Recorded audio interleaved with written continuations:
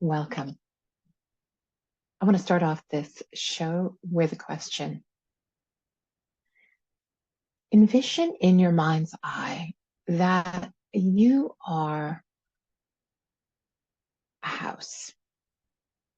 That's right, a house. That your life is that house. What does it look like? Take a moment to really think about what your house would look like if your life was actually reflected in that house. Now, this means that you are thinking of all of you, right? What would that look like? You're looking in a mirror and you see a house. Look at the color. Look at the structure. Look at the environment around it. Is it brand new? Is it old? Is it crumbling? Is it well loved? So, on this episode of Books, Yarns, and Tales, we'll explore life in its physical, mental, emotional, and spiritual forms as a building. Now, it actually is, we're just setting up today, kind of the foundation for the next few episodes. And that's kind of why architectural life planning, because you are the architect of your reality. You are the builder of your dreams. You are the Imagineer that creates your life. Now, an architect is one who plans the structure of a building, such as your house, where you're sitting right now, right? It's kind of a way of looking at your body, is also something that is an architectural design. Bear with me as we go through this. Because your house is your house. Your house and your body have been referred to often as your temple. It is the place where you step back from the world around you, take a breath, regroup, and move forward in your life. Whether you decide that you need to disengage from a while from the rest of the world, that means from your busy life in working, or if you run a business, or whatever that occupation may be, you might need to step back. It's also the place where you can step back, unplug from all of the external influences that bombard us every day, like a video right now that you're watching. But you're here, so I'm pleased, and I'm always excited to have you here. And I am asking you to suspend your perception, at least for the next 30 minutes, of how you view your life through your eyes, and think of your life differently. You are the architect of the unseen. Because no matter what, we can't plan every little detail of our life. There are unforeseen circumstances that come up. And even that architect who is planning out the building to the minute little detail can't plan for everything. Just look around our world right now. I mean, it's like the natural disasters. Somebody's been in a flood, somebody's been in a hurricane, a tornado. It is below freezing temperatures, your pipes are bursting, or it's so hot you're sweltering inside because you have no air conditioning. There are things that are not necessarily in your control. And that is the unseen. And in spiritual terms, the unseen can seem disturbing, frightening, or enhancing, oh, thrilling, but it's always about growth and expansion. And you are the designer of your reality. So the way you perceive something and see something in life is really up to you. And it's true whether you believe it or not at this time. So perhaps you might just get your perception of your life tweaked a little in the next half hour. All right, so thinking of it this way, each of us holds within us a blueprint, a unique plan of construction, a reality that resonates with your deepest aspirations. And over the next few episodes, as I said before, we'll be looking at crafting your life by using architecture as a metaphor. So I am going to see right now about, did we move? There it is, sharing a quote. And I don't know if this is going to come up full screen. It didn't. All right, from the beginning, come on. There it is. These quotes happen to be from some famous designers. Some are very contemporary and some are old designers. So as designers, we have, I should have said architecture because I was reading the quote, right? As designers, we have such power to make design change the world.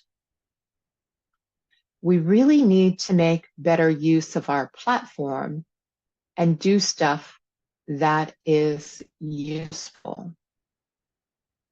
Really like this because as designers, and that's what I'm asking you to think about, is to design your own life. That power to make the design can change the world. Now, your world may be small or it may be huge. It's just better use of whatever the platform that you stand on, the foundation that you build,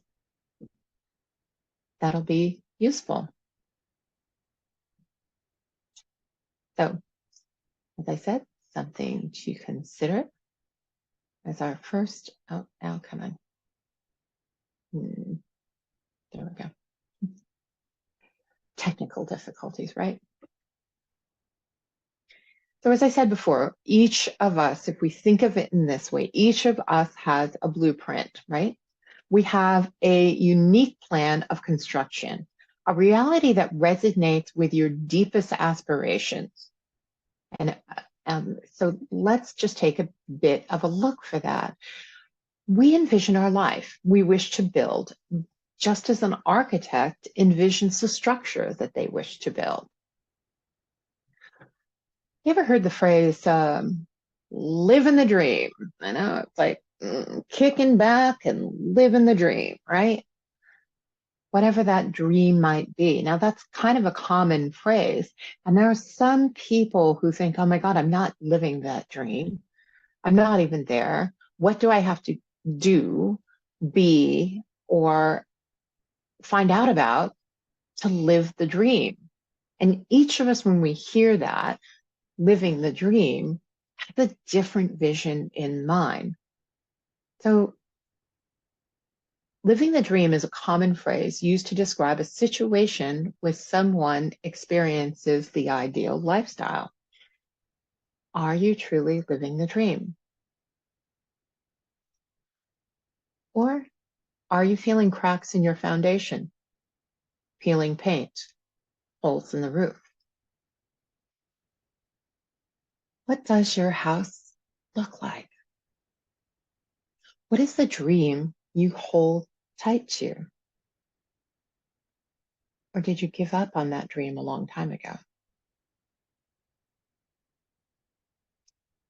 So we're going to go back to some of that dream because I feel like in this society, we have different, phrases and things that stick in our mind and make up part of our well-being or our discontent in life. Because perhaps, I mean, if you live in the States, perhaps you've heard the American dream, right? And many immigrants who came wanted the American dream. They want the White House, the picket fence, the two kids, 2.5, they used to say, and that dog, and perhaps that cat, right? That's the dream. Getting that house, getting that, what do you ascribe to? Maybe the dream isn't that. Maybe the dream is, I just heard this woman who was talking about, she always knew that food was so important, that cooking, creating food, and she built this multi-million-dollar catering business. And that's all she had time for in life, because that was that dream. That was what it was. And it wasn't until she got into her 40s that she started to go, wait a minute. I go home to an empty house. I don't have someone to share my life with. I work from morning to night, or in her case, from afternoon to late at night. So that shifted her thinking and her perspective as to what is her dream. You know, in the definition of the dictionary, I think it's the Oxford Dictionary, it said that the American dream is a belief that anyone, regardless of where they were born or what class they were born into, can obtain their own version of success in a society in which upward mobility is possible for everyone. Is that true for you? Is that true for all of us? It doesn't mean just here in the States. It means worldwide. Is there a belief that anyone, regardless of where they're born or what class they're born into, can obtain their own version of success in a society in which upward mobility is possible for everyone? The American dream is believed to be achieved through sacrifice, risk-taking, and hard work rather than by chance.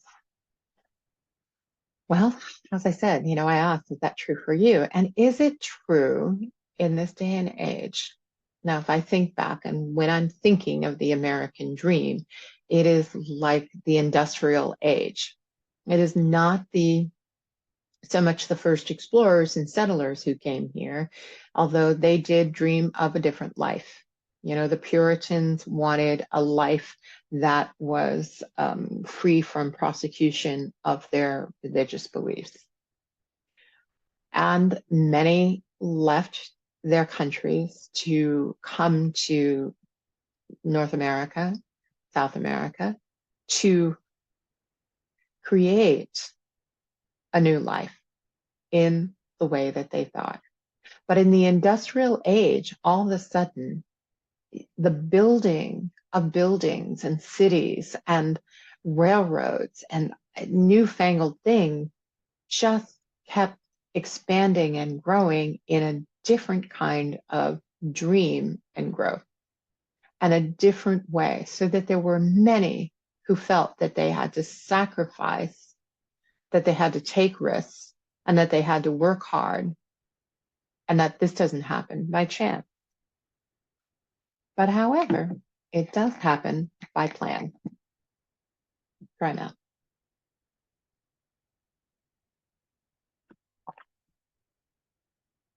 No matter if the immigrants or the first settlers or the people who were settled already here within a country, and it doesn't matter whether it's our country or another, when it first started out and the industrial age came, yeah, it probably would have been hard work. And as the innovation of time-saving devices came, then the switch also happened as to, okay, we've been through two world wars and now life is good. Life is growing and expanding, and we have all this innovation. And look at what refrigerate your food. Bird's eye made frozen food. The white bread came in all sliced up. There's so many different things. A vacuum cleaner worked better than a broom, and beating your rugs to get the dirt out. It was supposed to be living a simpler life, making it easier, right? I don't know in some ways who it really made easier for because of this phrase. Maybe perhaps you've heard of this. Keeping up with the Joneses. Who the heck are the Joneses?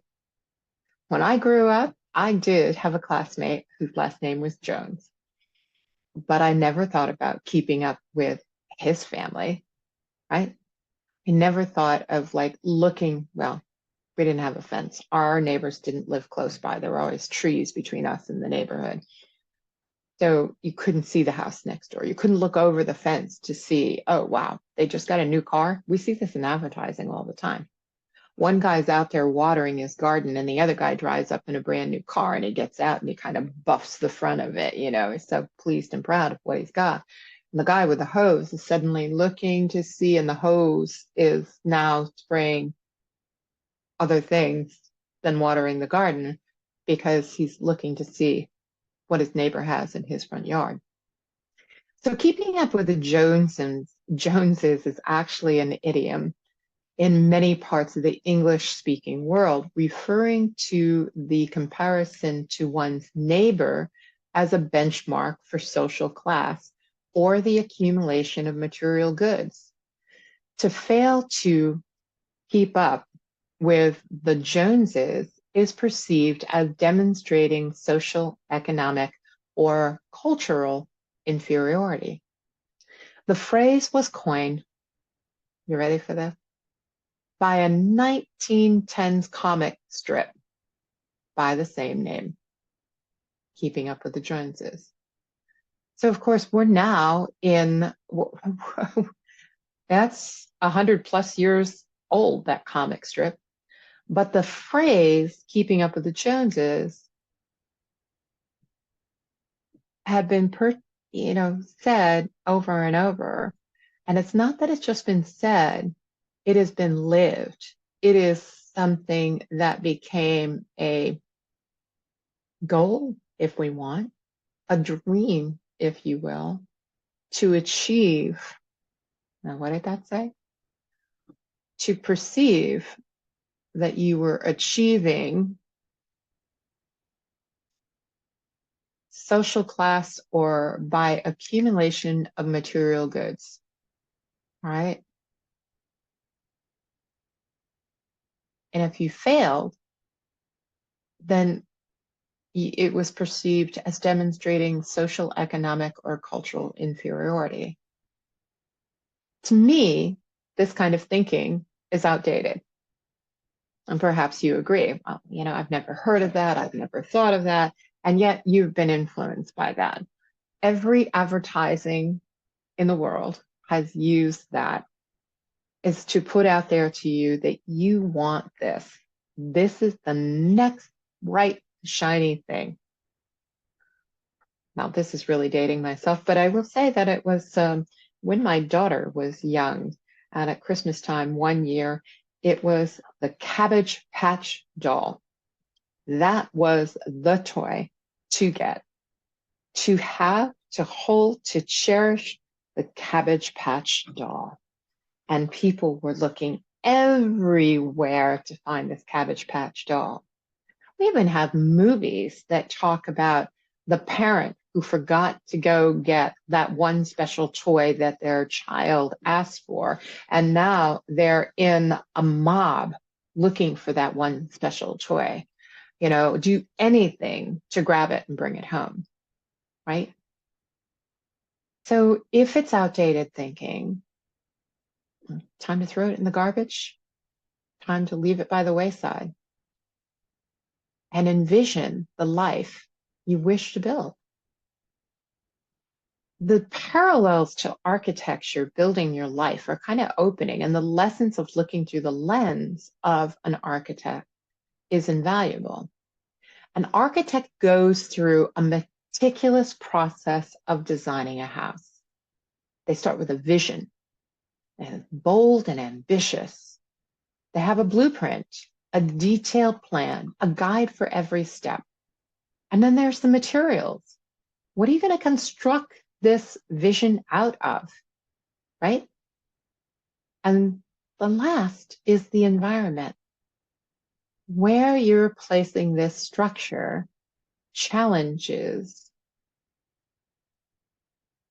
in the environment can occur because you ultimately want to have a harmonic blending of functionality.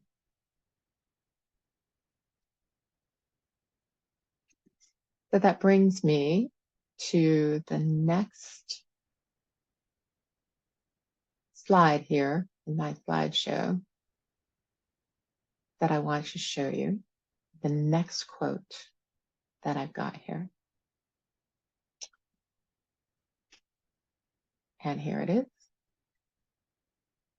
where it says, buildings are deeply emotive structures from which form our psyche.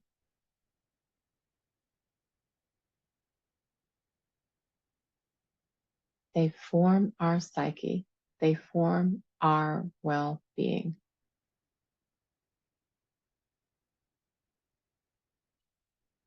We purchase a house because it really fits our needs. It fits our pocketbook, or does it fit our emotional part, our emotional well-being? So a vision, blueprint, materials, environment, all of these elements come together to create a stable, useful structure that's a thing of beauty. What if you apply these elements to your life? Now, wait, I've been asking you, what does your house look like, right? Are you talking about being an architect? You might say an architect starts with that vision before the structure is even built. And, I have a structure. I'm here, right? I'm physical.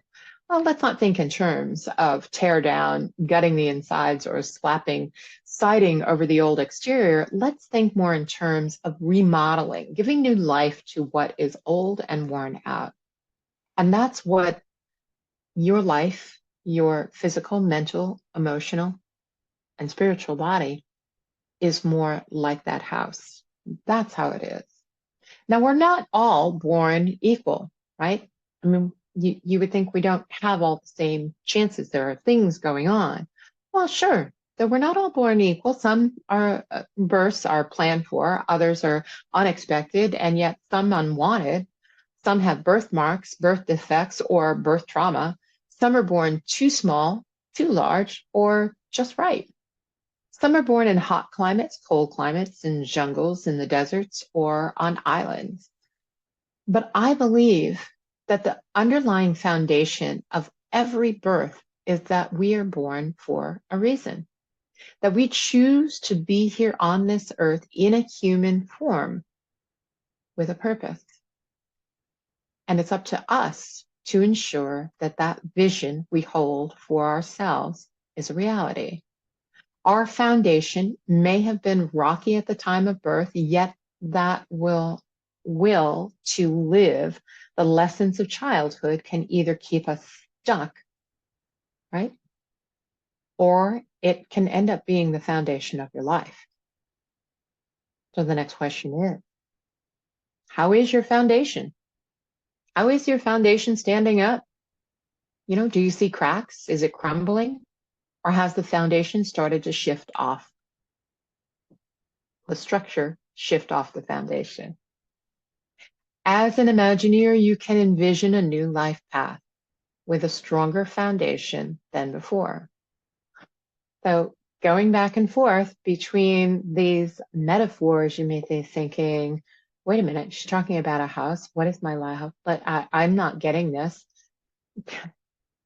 And sometimes that's true. We don't get it. We're not getting clarity in our life. And I've talked a lot about the different clarity and the way to go about getting clarity.